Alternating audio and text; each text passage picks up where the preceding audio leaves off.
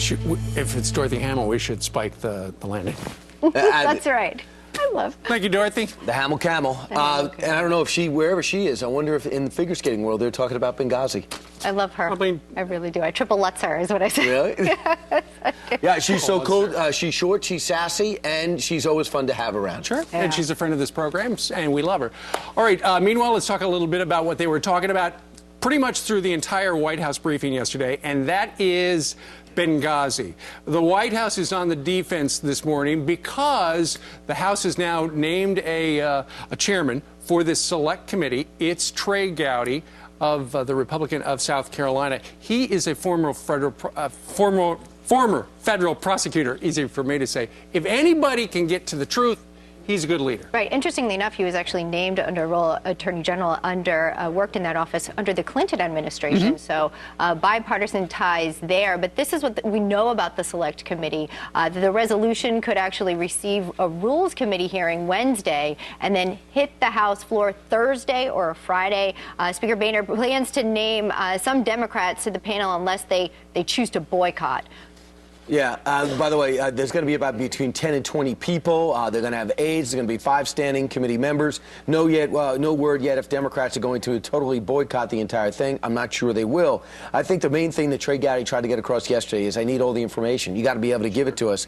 And one thing that I think is important to bring up, there's already a 7-page memo which the administration is not giving up. They say they shouldn't have to. It's secret. It's essentially a 7-page strategy on how to stop Fox News' strategy. We kept asking questions about problems with the Benghazi investigation, what was with the video.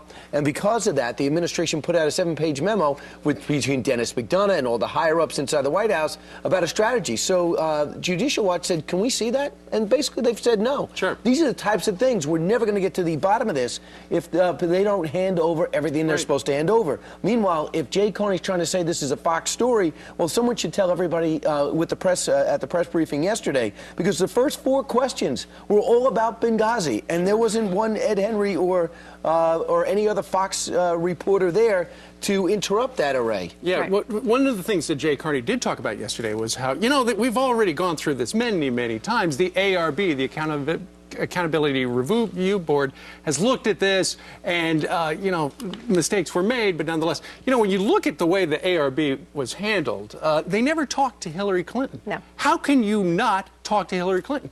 How can you not have the people who were on the ground that day testify? Senator Rand Paul has that question and posed it last night right here on this channel. What were they doing at the CIA annex? There have been reports that weapons were being taken from Libya, funneled through Turkey and into Syria. And were we part of that? Was the whole story, the whole talking points, and saying this was about a movie, was that to obscure the truth of what was going on? But we've never known the truth because all the people in the CIA annex were told not to testify. They were sent to various parts of the world to keep them from testifying. And not only that, not only were they sent off, but, when a lot of these guys are still working for various government agencies, and they were told, I am told, that if you talk, you're not going to work for the government anymore. Wow. And you got their retirement? Don't count on that. Don't count on a paycheck. Your family will go hungry. Plus, we might sue you. And you don't want the federal government to sue you. So there's good reason we haven't heard from anybody yet. But this committee is going to have subpoena power, so it looks like we're going to. It's going to go through the midterms this fall, so it's going to be an ongoing situation. Trey Gowdy has pursuit and precision there on leading the ship to truth here, which the American people deserve, and those families who lost their loved ones certainly deserve.